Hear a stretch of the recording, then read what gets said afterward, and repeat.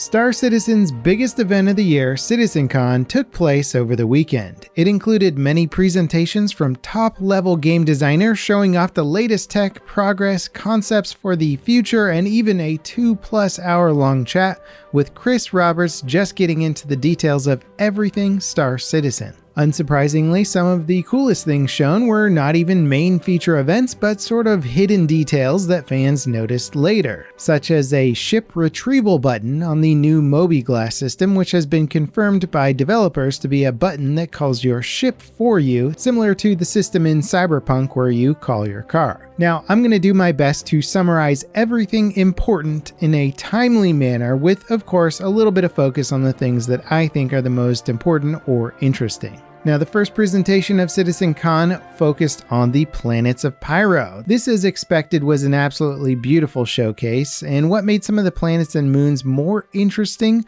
were giant land formations and landmarks that could actually be seen from space, such as massive craters or scars on the side of the planet that, when explored closer, would reveal entirely different biomes. Really cool stuff, extremely high fidelity, and after watching it, it made me realize, well, they're probably going to have to do a pass on some of Stanton's planets after this. Now, later on during the presentation, they also hit us with a nice beauty shot reel of the outlaw lifestyle in Pyro. This included shots of planetside settlements and some extremely impressive visuals of Ruin Station, the main hub of Pyro. You can even see a javelin parked outside the station for scale, and it looks absolutely epic. The whole ambiance of the system compared to Stanton is kind of like Mad Max compared to, I don't know, Blade Runner or something.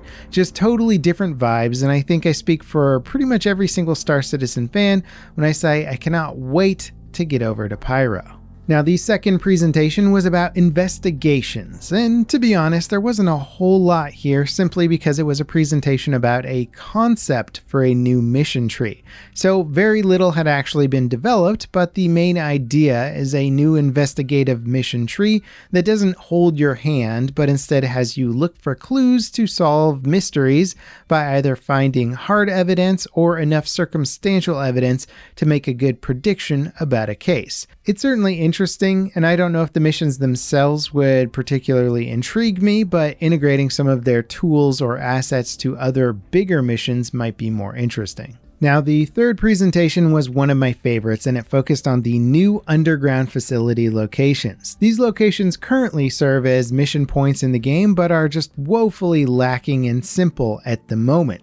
The updated designs show massive complexes with multiple entry points, hangars, above-ground offices, underground roads and tunnel systems with bulkheads and all kinds of production and server rooms. The facilities are designed to handle hour-long missions, and they look like they could handle that and maybe more. The artwork looks fantastic, and I hope these locations get a real priority going forward, considering their design can be used throughout pretty much all the systems down the road. Sadly, it does seem like most of the work is still in the very early concept phase, so it could be quite a while before we actually start seeing these in-game. Now, the fourth presentation was about completely reinventing the traversal and combat speeds in the game. Currently, ships can engage each other while flying at over 1,000 meters per second, which, to be honest, just is a less enjoyable experience. There's lots of jousting instead of actual turning and dogfighting. Enemies are often so far away that you're just shooting at UI markers instead of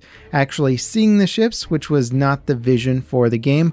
So the developers have created master modes that allows pilots to switch between two different flight modes. There's SCM, aka Standard Control Mode, which will be basic flights. This is maneuvering at lower speeds with shields and weapons available. And then the second mode will be QCM or QM for Quantum Mode, which will allow for faster speeds and entering quantum travel. However, in this mode, shields and weaponry will not be available. Quantum Mode will allow you to travel at the faster speeds that you're currently used to, so up to stuff like 1400 meters per second if your ship can handle that. This way, normal travel times and flying around speeds shouldn't be affected too much, such as leaving atmosphere or something of that nature. Quantum mode is also getting a quantum boost mode as well, which is like a mini quantum travel mode, which players can use to quickly travel between points that are closer instead of having to spool up the quantum drive and calculate a jump for things that are, say, within a planetary system. It should be really useful and quick for getting around asteroid belts and things in orbit of a planet, and just make basic mission running a lot simpler and easier to navigate. Now, a big part of having these new master modes is going to be better defining ship roles between light fighters, medium fighters, heavy fighters, and interceptors. An example was even given of how interceptors are going to be designed to switch between modes more efficiently so they could catch targets, where other ships might have longer spool up or charge up times when swapping into, say, SCM. Basically, having these two modes gives the developers a lot more tools on how they want to balance ships against each other and just define their roles more specifically. Overall, the system sounds really good to me. They've been using it internally for Squadron 42, and it plays well according to the devs, and there isn't an ETA on when this new system will make its way into the persistent universe, as it basically has to launch for all the ships at once, which is a pretty massive undertaking. Now, on one hand, it feels absolutely crazy that it's taken 10 years to figure out what makes good space combat in Star Citizen, but on the other hand, Star Citizen's combat and flight model has already pushed above and beyond anything else in the space combat or even adjacent genres. This really does seem like the final push to really cement its combat formula and set it up for the final fine-tuning of what space combat in Star Citizen will be. There was also a very brief mention from Yogi about larger ship combat style meta, wanting to focus more on World War II type tactics like shot prediction and stuff, which sounded cool to me, but it's also really hard to discern exactly what that means at this stage. Large-scale ship combat meta is still a huge question mark for many, since there isn't really a good way to experience it on a regular basis in the game. Now, the fifth presentation was about the Lorville redesign. This was basically an art showcase. Lorville was the first major city in Star Citizen, so it's getting an overhaul to update its design standards. The redesign looks absolutely fantastic and is probably going to be much more impressive when coming into land there. Not much was shown about the internal redesign, but the train system is getting some work. The sixth presentation was about resource management, both for ships and buildings. This means the systems that make facilities and ships run, how they work and how they maintain them, reroute them, or even disable them. Specifically, it includes power energy resources, life support, item maintenance, relay handling, access control, and gravity. Demos of operating the life support system to vent atmosphere were extremely cool. It can be used to put out a fire or even suffocate somebody in their room. Pulling circuit breakers and power relays will start to disable shields or other parts of ship systems, so knowledgeable engineers can really do a lot to help or hurt a ship. Systems like life support will use consumables that need to be replaced to filter air and such, so larger ships are going to have a lot of operating costs and bigger maintenance tasks to do just to maintain their flight capabilities. Disabling gravity generators looks super cool and something that people have been wanting to see for a while. They also have a low gravity setting, so in theory you could maybe use less power for your gravity generator, and if your crew doesn't mind operating in low gravity mode, you can basically just kind of like float around a bit more. Now, in larger ships, the crew will actually have to do stuff to keep ships operating at full efficiency. Having burned out fuses will see less power hitting certain systems, and thus those systems will only be able to function at reduced capacity until they can be supplied with additional power. Now, the first iteration of this that players will get to experience will include interactable and accessible items on ships, relay gameplay, changing fuses on relays, resource balancing, lots of new UI updates to assign specific roles to engineer duties on a ship, and an external engineering screen. The first ships being upgraded with the systems for resource management will be the Hammerhead, the MSR, and the Hull A. This all seems super cool, and it's one of the main design and even balance features of large ship functionality. There'll be an actual real cost to operating massive ships, and needing a crew to see it perform at full capacity will make a lot more sense. The 7th presentation was showing off the latest ship stuff that they're working on. The new concept ship went up for sale, and it was the Crusader Industries Spirit. Everyone seems to like the look of the Crusader ships, and this one is designed to compete in the Cutlass market, which, let's be honest, is one of the most popular ship sizes in the game. Perfect for flying around with a few friends. It's got 3 variants from bomber to VIP transport. It seems cool, and I don't think anyone was disappointed with the overall concept. There was a few new Grey Cat ground vehicles announced, with the new STV being drivable now, which looks nice, and there's also going to be an update to the PTV as well. These new vehicles were fine and seem to be rounding out the ground vehicle offerings just from different manufacturers. We also got a nice deep look at the Drake Corsair, and to be honest, it looks fantastic.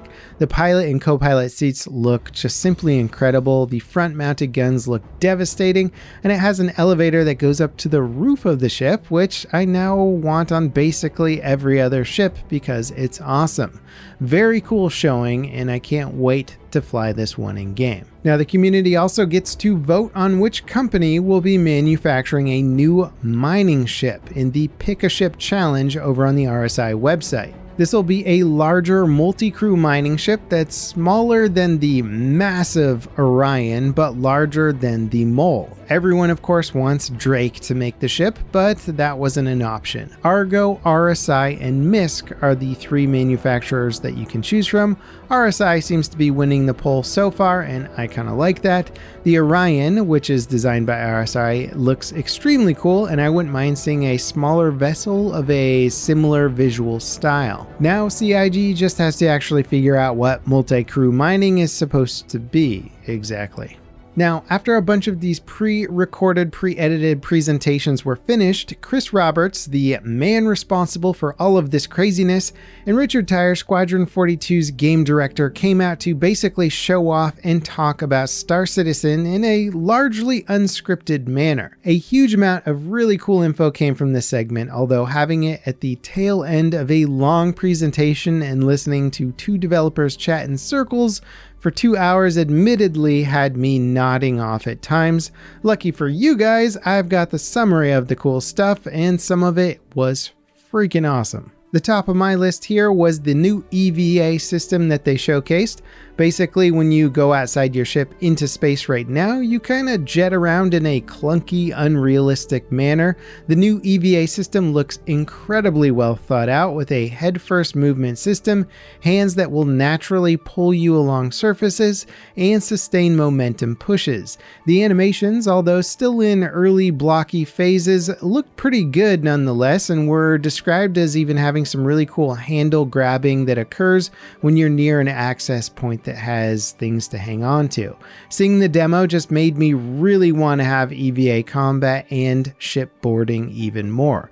They also discussed how not all suits are going to be designed with EVA thrusters, so if you end up in space without thrusters and you have, say, a tractor beam tool, you could pull yourself towards objects or push off of things to get around if you had to. Really, really cool stuff. The new ladder and ledge grabbing system were also demoed, and it looks extremely robust. Jumping onto and off of ladders at any point, looking around while climbing a ladder, and ledge grabbing looked very good. Not earth-shattering when, say, compared to something like Assassin's Creed, but still extremely solid and a welcome addition to a game which is going to have, just frankly, tons of traversal.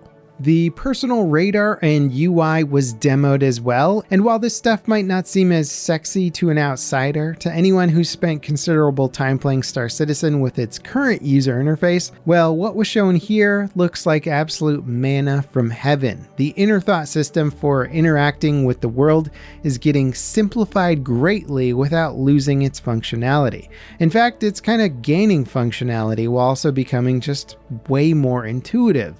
Simply hitting F on stuff now does the thing that you would expect it to do now, and if there's an additional option, you can actually access this as well. This is such a massive quality of life improvement over what the current system is, and I cannot wait for this to get into the game. The personal radar system was also shown. I believe this is going to be tied to your suit or helmet, so depending on what you're wearing will determine whether or not you have a radar. It'll have several different like quick pings and charged up ping abilities, and this will be able to ping objects in your environments with quick scans. It can also be used to spot enemies. The nuances of how this system works are still a little bit fuzzy. Using the system can make you a target because I guess you're giving off emissions, so there's cons to using the personal radar. You're not just going to be scanning everybody else. Apparently, if you scan them, they'll also have your location, I believe, but again, I think there's some nuances to how that works. Overall, it looks good, and I'm excited to see how it gets iterated upon. It'll be infinitely useful for both combat and just exploration in general.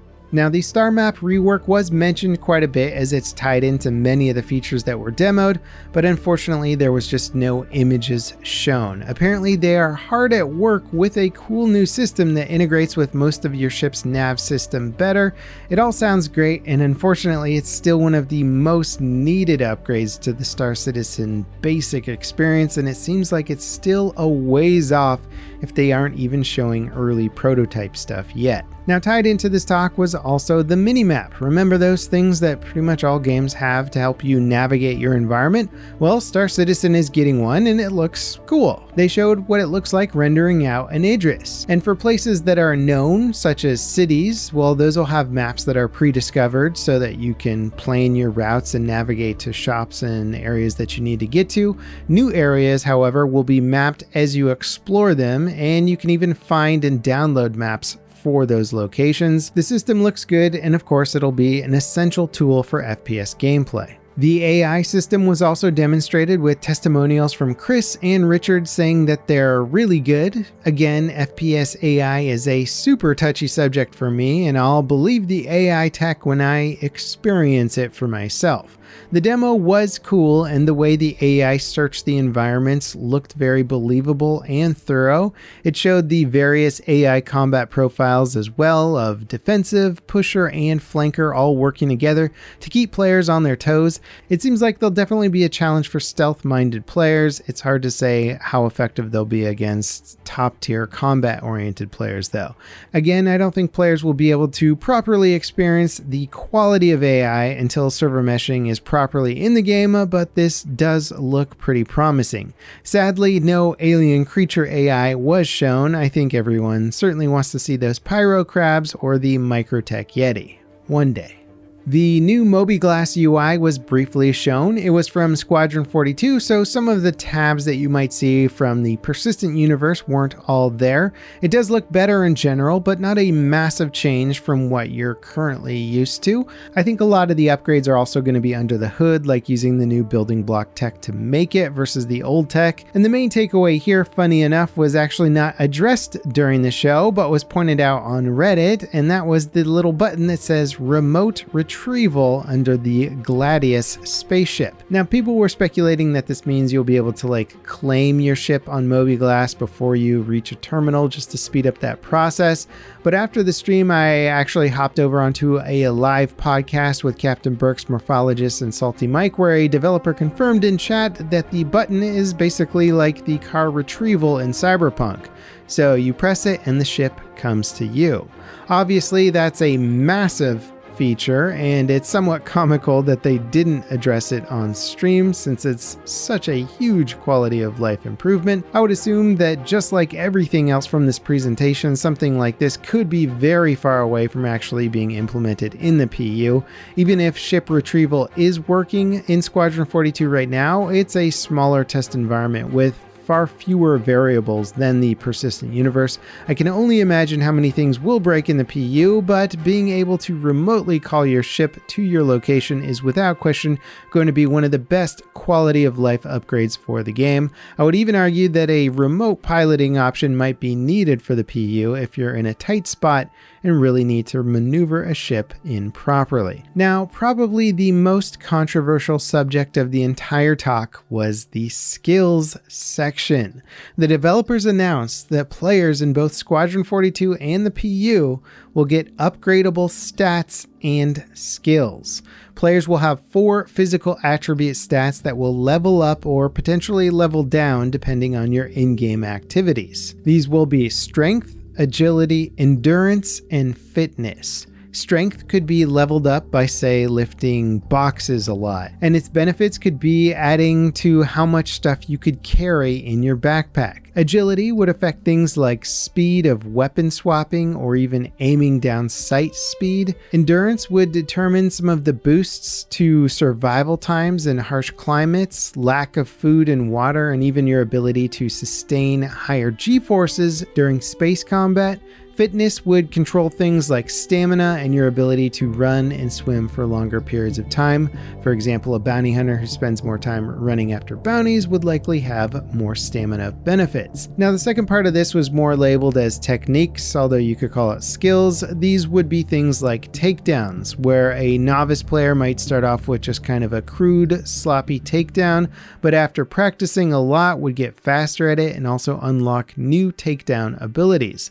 There are plans to extend this to melee combat as well, so players who focus on melee combat more may be able to engage in different moves than somebody who doesn't fight with a knife very frequently. Now, personally, I think I'm actually against at least part of what they have planned here. Firstly, the concept is not new. It's certainly borrowing from a lot of old school MMOs and much more recently the Tarkov system of leveling up stats. What I don't like about it is that it's going to give new players another hurdle to climb before they can start trading blows with veteran players who already have a massive knowledge advantage over them. It's just going to be one more punch to the face for Star Citizen new players. They're supposed to be making this game more inviting for new players, not harder to get into. ADS speed, weapon swap times, carry capacity, G-force endurance. It may sound subtle, but that means a lot when players are evenly matched against each other. In a game with so much on the line, much more so than a game like Tarkov, where if you screw up and die, well, you can get back in and it's not the end of the world. Star Citizen, there's going to be much more on the line. I mean, how often do you want your life and death to be the result of someone else's invisible stats being slightly better than yours? I don't know if Star Citizen is the right place for this type of system. It also opens the game up for so much stat padding potential. Players are going to figure out little scripts that make their characters do the thing that they need to do for hours on end to max out their stats for, say, ADS speed. I think the devs are creating a lot of headaches and balance issues for themselves down the road. It seems fine for Squadron 42, but for the persistent universe, it feels kind of off-brand and sort of against what Star Citizen has portrayed itself as. That's my opinion of it anyway, and I'd be curious to hear what you guys think about the system in the comments. Now, overall, those are the main highlights of the presentation. There's other little things here and there, like a new community hub on the RSI website. It's certainly worth checking out the individual videos on the Star Citizen YouTube channel if you want deeper dives into basically everything. I thought it was overall a pretty good CitizenCon. Nothing was mentioned about the state of the 3.18 update, probably because they were expecting it to be in PTU testing by this point, so it was probably wise to just kind of gloss over that whole situation. No whole sea was shown, which I thought was a little bit surprising, as it appears to be mostly done according to the progress tracker. What else, if anything, were you hoping to see from this presentation? I think it gives us plenty to chew on while we wait for the delayed 3.18 patch. The game is getting foundational tech soon, and then some more foundational changes to the core elements of just how the game is going to play. So much is changing in, well, what I hope is the near future. What do you guys think about CitizenCon overall? I hope this summary kind of turned it into a little bit more of a bite-sized chunk of information for you to digest. As always, thanks for watching. If you want to see more Star Citizen content, go check out my top 10 recommended ships for Star Citizen. For actually playing the game and getting stuff done, I think it's a good video. You'll enjoy it. As always, thanks for watching, guys, and I'll see you next time. This is Level Cap, signing off.